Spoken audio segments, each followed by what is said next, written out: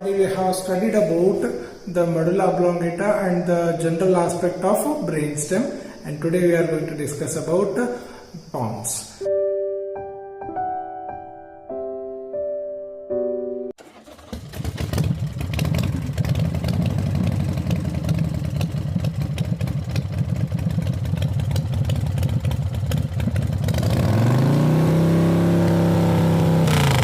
Today's topic about its general aspect. Okay, so what is pons?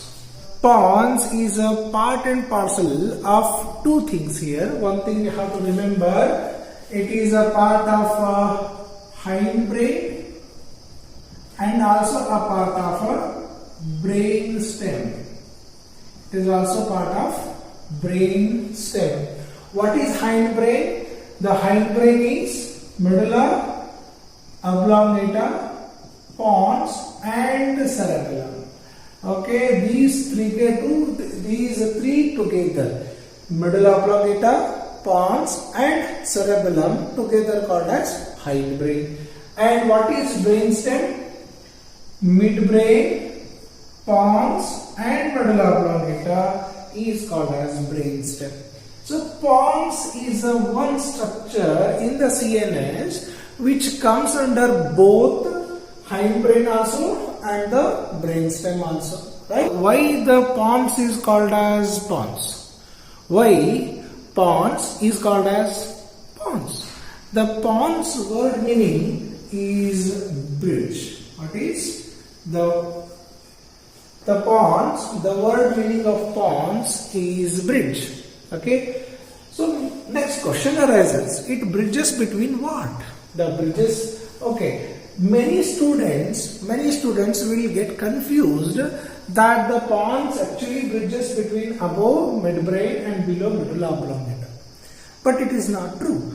The thing is, pons is going to get connected with the cerebellum, either side of the cerebellum, which we are going to understand in couple of minutes, right? For now, trust me, pons is not a bridge between the midbrain and the medulla oblongata. It is a bridge between the two hemispheres of the cerebellum. Okay? Situation. Right. What is the situation of the pons? Pons is situated between the midbrain above and the medulla below. Posteriorly, there is a cerebellum which is separated by a fourth ventricle behind.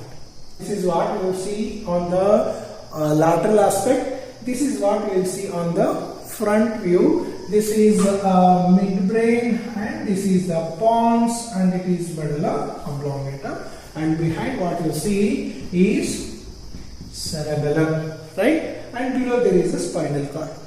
Correct? Next, what is the external features of the pons?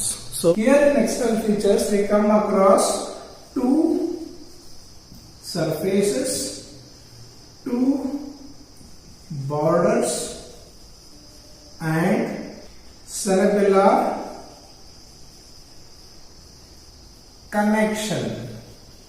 Okay, and cranial nerve attachments, right?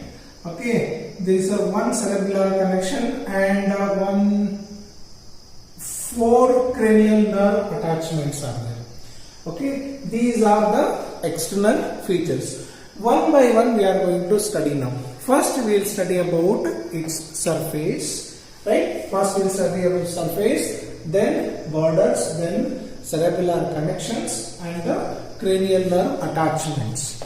Okay, before starting with the surface, some related anatomy we need to understand so that surface structure we can understand in a better way. Okay, is about the pons. So this is a midbrain, pons, medulla oblongata and the spinal cord.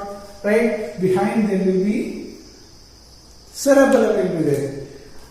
How the blood supply is going to take place? See, there is a two right and left vertebral arteries are there.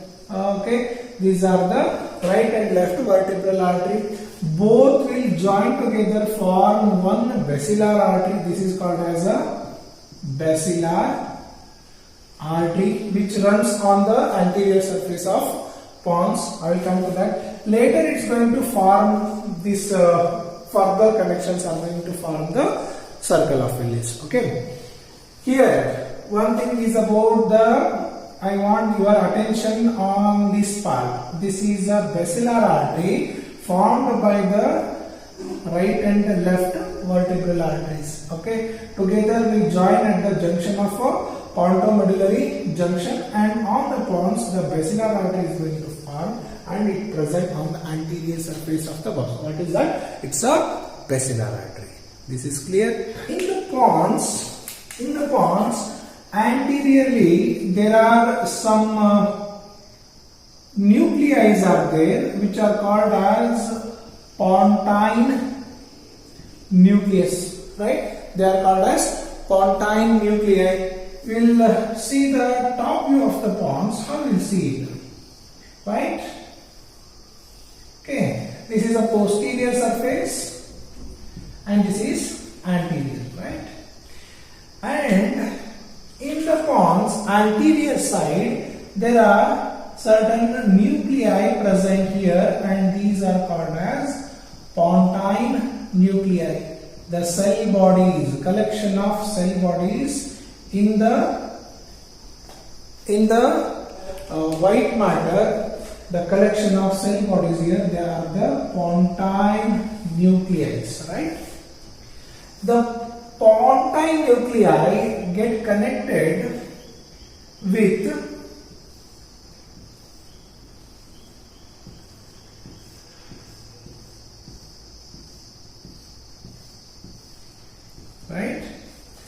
the cerebral cortex, of the cerebrum, from the frontal lobe, parietal lobe, temporal lobe, from the occipital lobe, the fibers are get connected to the pontine nuclei, and these fibers together are called as a cerebropontine fibers, right? They are called as cerebropontine fibers. Means what? All these cerebropontine fibers are get connected to the pontine nuclei here, right? After this connection, the fiber from the pontine nuclei, the second order neurons from the pontine nuclei get connected to the cerebellum like this, right? Through middle cerebellar peduncle. Okay? Through the middle cerebellar peduncle. We have superior cerebellar peduncle from the midbrain, inferior cerebellar peduncle from the medulla oblongata. Middle cerebellar peduncle connects the pons to the cerebellum, right? So these are the these fibers are called as pontocerebellar fibers. Okay, these pontocerebellar fibers will form this middle cerebellar peduncle. These are going to form the middle cerebellar peduncles, right?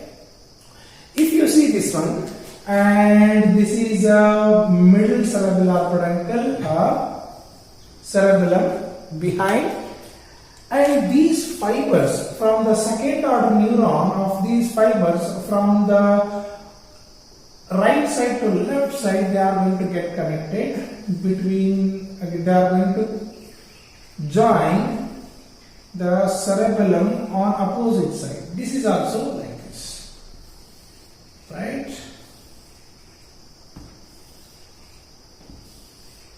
Okay, so these pontocerebellar fibers are going to connect from the pontine nuclei to the cerebellum, and these are going to form the bundle of middle cerebellar peduncle, right?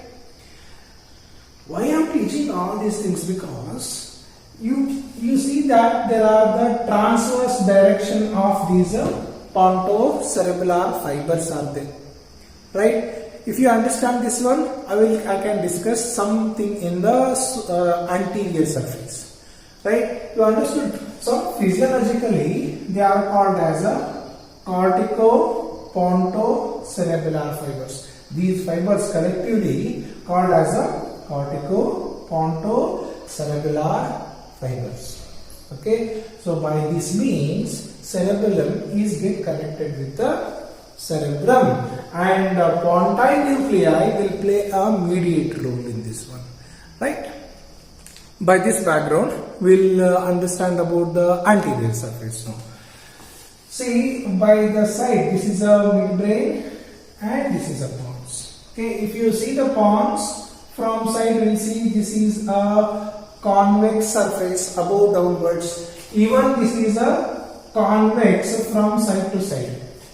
Pons is convex from side to side, convex from the above downwards, right? And anterior surface of the pons will have transverse striations like this. If you see the diagram of pons in any book, you will see that there are transverse striations. Okay, and these transverse striations are there like this. And which is a spinal cord, midbrain. We'll see exactly pons like this. You know what is this? Why these transverse striations are there? Due to presence of pontocerebellar fibers which are there, which are running transversely. Because of those transverse connection, the pons has a transverse striations on them. Right? You understood why it is like that? Next, if you see the front of the pons, and obviously there is a medulla and there is a midbrain.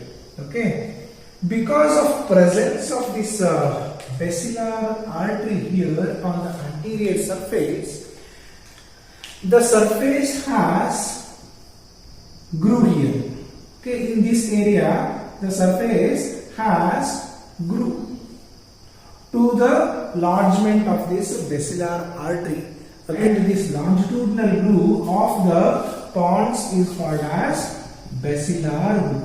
What is called as basilar groove? Okay, basilar groove is the lodgement for the basilar artery. If you see from the top, you will see like this. Okay, there is a groove where the basilar artery is going to lodge. Now we'll understand about the posterior surface also. Right. See, before coming to the posterior surface, again we will have little bit some discussion on the fourth ventricle. Okay. So what is fourth ventricle? It's a cavity of the CNS, isn't it? You know that there is a, what is this? In the midbrain. The midbrain cavity. What is the midbrain cavity? The midbrain cavity is called as a cerebral aqueduct. When the cerebral aqueduct and the midbrain crosses, right, it's going to dilate apart, and this is going to form fourth ventricle. And we know that half of the fourth ventricle is contributed by pons and half of the fourth ventricle is contributed by medulla oblongata, right? So what is this area? It is a posterior surface of the pons. And if you see from the back side, you will see that, right, this is a pons, this is a medulla oblongata, and this is a spinal cord. Okay, this is the cerebral aqueduct, and cerebral aqueduct is going to open in the rhomboid shape, and later it's going to run in the spinal cord as a central canal. And this is a fourth ventricle. The cavity is called as a fourth ventricle, but the boundaries of the cavities are made up of the structure of a brainstem, isn't it? If you see from the back side, what is there here? The tent-like fourth ventricle is, this is the roof of the fourth ventricle, and this is the floor of the fourth ventricle, right? And this is the anterior, the superior connection, this is the inferior connection, right? Laterally also there are some connections are there. We will discuss about the fourth ventricle in detail later. And what I want to tell you here, the floor of fourth ventricle is going to, the floor of the fourth ventricle is going to formed by both pons and medulla. Here we are going to study about this structure. What is the posterior surface of the pons? The posterior surface of the pons is going to be a shape of a triangle, and the posterior surface of the pons is going to form upper half of the floor of the fourth ventricle. So there are many structures are there here, but still that we are going to study in detail when we study about the fourth ventricle in separate section. Okay, of the pons is 2 centimeters. The length is 2 centimeters, right?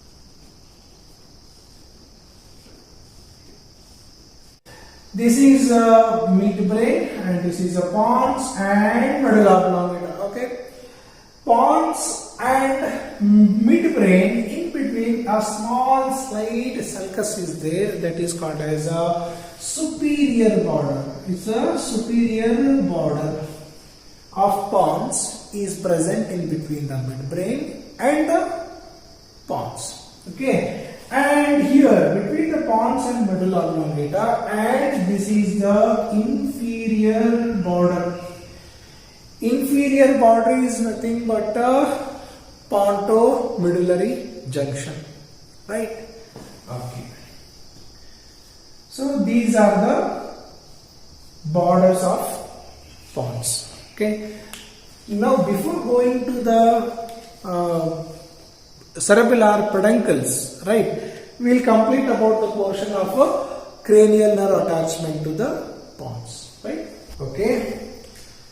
Cranial nerve to the brainstem already we have studied. We will just revise them little bit. This is a third cranial nerve. You know from where it is going to come. And from behind there is a fourth cranial nerve is also going to come anteriorly, right?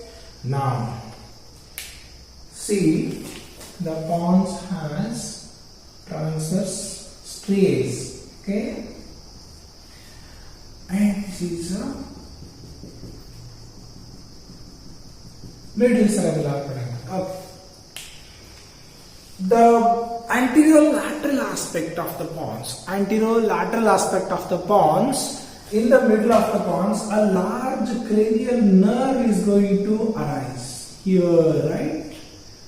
Right here. This is fifth cranial nerve. Okay, this is a fifth cranial nerve, that is trigeminal nerve. Okay, trigeminal nerve also has a motor component along with this one. Okay, the green color what you see is a sensory component, and the black small part is a motor component, right? So this is about the fifth nerve. If you see from the lateral side here, okay, here there is a third cranial nerve and here is a fourth cranial nerve, right? Here on the pons, on the anterolateral aspect, here if you see exactly where the ventral surface and the middle cerebellar peduncle joins, and that area here, there is a cranial nerve attachment of fifth cranial nerve, right? And a small motor part will be also there with the trigeminal nerve, right? And other cranial nerves what we have here is a sixth cranial nerve, pons and the pyramid, and after that there is a seventh, then even lateral there is a eighth cranial nerve, right? This is a sixth cranial nerve, sixth is abducent. Next is the seventh cranial nerve, seventh is the facial nerve, and most lateral side there is a 8th cranial nerve, that is a vestibulocochlear nerve, right? So 5th, 6th, 7th and 8th, 5th, 6th, 7th and 8th cranial nerve are related with the pons. Why I have included the 6th, 7th and 8th? Because their nuclei related with the pons. Though externally it present in between the pons and medulla, the maximum nuclei present in the pons, so it is included in the pons, right? That we'll discuss later in tomorrow's class, right? Then what else? Next we'll study about the peduncles. See, when you see this diagram, it is a schematic representation that the superior cerebellar peduncle and inferior cerebellar peduncle are far away from the middle cerebellar peduncle. It is drawn in the diagram for your better understanding. You know how exactly they present? We'll see this one. Okay, we will draw this diagram a little bit larger so that you can understand in a little bit better way. Okay, so this is a midbrain and this is pons and this is medulla oblongata. Here is a cerebellum. Before coming to the topic of a cerebellar peduncle, what is the cerebellar peduncle? Cerebellar peduncle are the connection bundles of between the brainstem and the cerebellum. Okay, there are 3 connections are there. So I will mark this one. This is a superior cerebellar peduncle and this is a inferior cerebellar peduncle, right? See, superior cerebellar peduncle is little bit smaller in size and coming downwards, and inferior cerebellar peduncle also coming upwards. Both are very close together, right here, right. Then the middle cerebellar peduncle will start here, okay, and it overlaps, right, from here to here, okay, and this is the middle cerebellar peduncle. Now what you can understand by this diagram? What is your understanding? See, the middle cerebellar peduncle is a larger in size, which covers the superior cerebellar peduncle and inferior cerebellar peduncle. Okay, if you cut this portion and you look at the peduncles from the behind, how you will see? Okay.